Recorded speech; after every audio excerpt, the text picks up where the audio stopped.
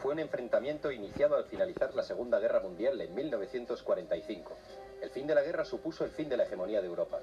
Dos potencias tomaron el relevo: Estados Unidos y la Unión Soviética, liderando dos bloques con sus propias alianzas y estados satélites: el llamado bloque occidental capitalista y el bloque del este comunista.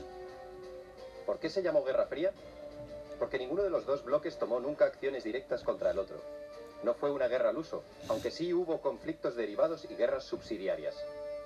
Las razones de este enfrentamiento fueron esencialmente ideológicas, políticas, económicas y propagandísticas.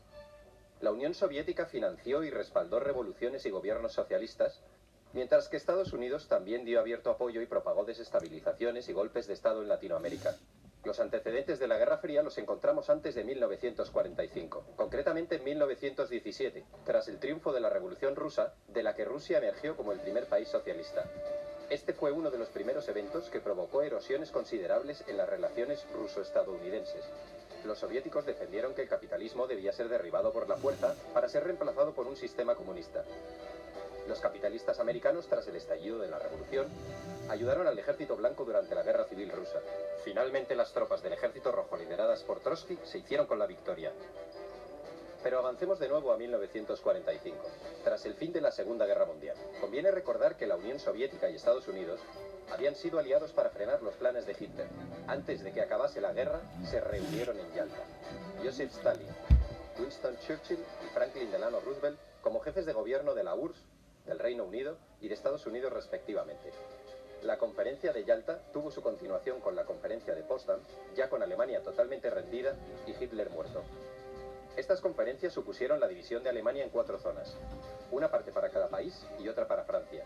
También se trataron asuntos sobre el desarme, desmilitarización, devolución de territorios anexionados por Alemania, la persecución de los militares de guerra nazis y la creación de las Naciones Unidas.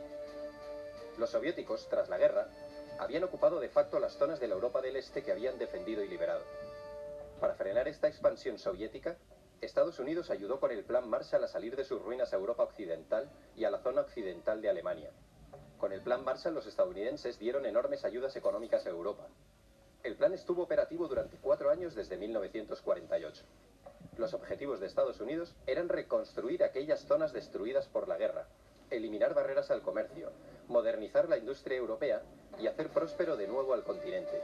Todos estos objetivos estaban destinados a evitar la propagación del comunismo, que tenía una gran y creciente influencia en la Europa de posguerra. Los detractores del Plan Marshall argumentaron que este era una muestra de imperialismo económico estadounidense. Los Estados Unidos promovieron la fundación de la OTAN, Organización del Tratado del Atlántico Norte, una alianza militar intergubernamental sellada en 1949. La organización constituía un sistema de defensa colectiva, en la cual los Estados miembros acuerdan defender a cualquiera de sus miembros si son atacados por una facción externa. Las naciones rivales, para contrarrestar la fuerza de esta alianza, firmaron el Pacto de Varsovia en 1955. Finalmente, Berlín, Europa y el mundo quedaron divididos por el telón de acero. Esta expresión es de Churchill. En 1949, el Ejército Rojo de Mao Zedong se proclama vencedor de la Guerra Civil China tras derrotar a los nacionalistas del Kuomintang, que contaban con el respaldo de Estados Unidos. Inmediatamente, la Unión Soviética establece una alianza con los vencedores, que habían creado un nuevo Estado comunista con la denominación de República Popular China. Al año siguiente, Stalin se vio sorprendido por la participación de tropas estadounidenses en la defensa de Corea del Sur, que había sido invadida por los comunistas de Corea del Norte. El alto el fuego llegó en 1953. Stalin había fallecido ese mismo año. Le sucederá Nikita Khrushchev. Volvamos al telón de acero en Europa. En los 5 años posteriores a la Segunda Guerra Mundial, un total de 15 millones de personas emigraron del este al oeste. Este hecho hizo que el bloque soviético llevara a cabo un bloqueo efectivo de la emigración en 1950. Hubo un control férreo de pasaportes para que la gente no se pasase de un bloque a otro. La frontera en Berlín, ciudad que estaba repartida, era un coladero, y muchas personas se pasaban del lado comunista al lado capitalista. Este hecho hizo que se construyese el Muro de Berlín en 1961.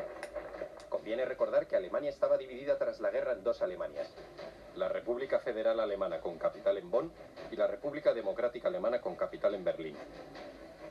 Esta división del mundo en dos bloques se sostenía por el riesgo de que las potencias se aniquilasen unas a otras en una guerra nuclear, lo que obligó a ambos frentes a actuar con mucha cautela en las zonas más conflictivas.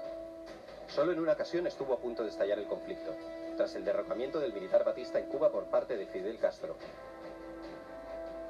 Estados Unidos trató de realizar una invasión de Cuba que fracasó.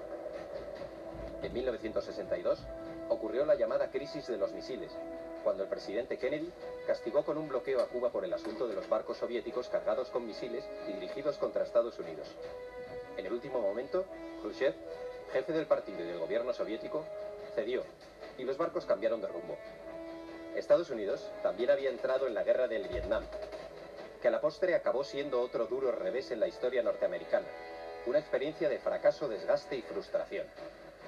Este conflicto enfrentó a los Estados Unidos y el gobierno de Vietnam del Sur por un lado, contra Vietnam del Norte y las guerrillas comunistas que actuaban en Vietnam del Sur por otro. La guerra terminó extendiéndose también a Laos y Camboya. La Guerra Fría también fue espionaje, inspección recíproca, conferencias, crisis y soluciones diplomáticas. Y no nos olvidemos de la carrera espacial, una competición entre Estados Unidos y la Unión Soviética que derivó en una exhibición de poderío y musculatura. Los rusos pusieron en órbita el satélite Sputnik en 1957. Inmediatamente los americanos respondieron con su Explorer 1 en 1958. Era una cuestión de prestigio. Cuando los rusos enviaron a su primer hombre al espacio, los americanos les mojaron la oreja enviando una nave tripulada a la Luna. En 1980, Reagan ganó las elecciones con la promesa de incrementar el gasto militar y enfrentarse a los soviéticos en cualquier lugar que fuera necesario. Tanto Reagan como la recién elegida primera ministra británica Margaret Thatcher denunciaron sin cesar la ideología comunista. Reagan calificó a la Unión Soviética como el imperio del mal y predijo que el comunismo acabaría en el montón de cenizas de la historia. A principios de 1985, el anticomunismo visceral de Reagan se desarrolló en una postura conocida como la doctrina Reagan, en la que además de la contención, abogaba por el derecho de los Estados Unidos de subvertir y derrocar los gobiernos comunistas existentes. Finalmente, en 1989, cae el muro de Berlín y supone la definitiva apertura de fronteras entre ambos bloques, el desmembramiento del bloque comunista y el final del telón de acero y de la Guerra Fría. Tras la caída, la tensión entre los países del antiguo comunismo y los capitalistas se acabaría diluyendo. De hecho, actualmente, la mayoría de los estados del antiguo bloque comunista han acogido las políticas e ideologías del mundo capitalista.